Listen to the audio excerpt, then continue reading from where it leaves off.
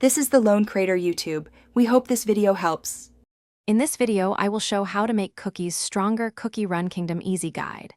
Start by identifying each cookie's role, then equip gear that matches attack or support needs. Upgrade cores and relics to enhance main stats, and focus on runes that amplify skills. Rotate cookies into roles where they gain most advantage, and test teams in PvE before committing resources. I'll walk you through simple, think of gear as the fastest route to visible power. Equip a weapon that directly boosts your cookie's main stat, then add armor for survivability and accessories for clutch effects like crit or cooldown. Avoid wasting mats on mismatched sets and instead complete one strong set per cookie.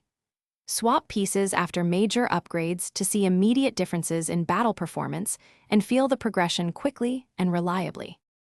Runes are where builds become unique and powerful. Pick sets that reinforce the cookie's role, like attack runes for DPS or resist runes for tanks, and experiment with one support to maintain team health. Formation order can change who gets targeted first, so test swaps and keep notes. Revisit builds after each update or new cookie release to stay current and competitive without overinvesting.